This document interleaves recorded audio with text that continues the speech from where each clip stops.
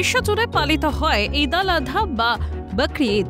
সারা বিশ্বের পাশাপাশি ঈদ উদযাপনে মেতে ওঠে মহানগরীও। ঈদ উপলক্ষে সকাল থেকেই মসজিদগুলিতে ভিড় ছিল চোখে পড়ার মতো। সকাল 7টা নাগাদ বিশেষ প্রার্থনার আয়োজনও করা হয় মসজিদগুলিতে। প্রার্থনায় 8 থেকে 80 সকলেই অংশ নেন। মধ্য কলকাতার নাখোদা মসজিদে সকাল থেকেই মানুষের ভিড় ছিল চোখে পড়ার মতো। সকাল 7টা নাগাদ বিশেষ প্রার্থনা শুরু হয় মসজিদে। তীব্র গরমকে উপেক্ষা করেই চলে প্রার্থনা।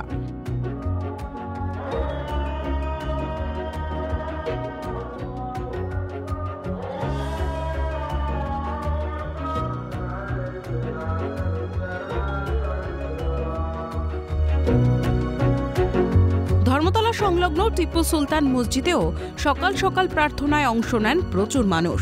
লেনিন সরণিতে নামাজ পড়ার জন্য সকলের বসার বন্দোবস্তও করা হয় মসজিদ কর্তৃপক্ষের তরফে।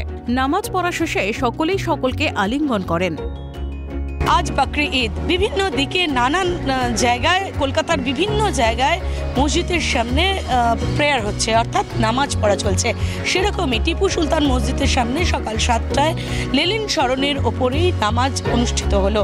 প্রচুর মানুষ এই নামাজে অংশগ্রহণ করলেন এবং তার সঙ্গে প্রার্থনা জানালেন আজকের দিনের জন্য।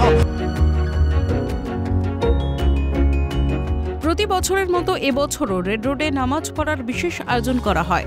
সেই মতো সকাল সকাল রেড রোডেও হাজার হাজার মানুষের সমাগম লক্ষ্য করা যায়। এদিন নামাজ পড়ার সময় রেড রোড চত্বরে বেশ কিছুক্ষণ যান চলাচল বন্ধ রাখা হয়। প্রার্থনায় অংশগ্রহণকারীদের নিরাপত্তার কথা মাথায় রেখে আঁটোসাঁটো করা হয় পুলিশের নিরাপত্তাও।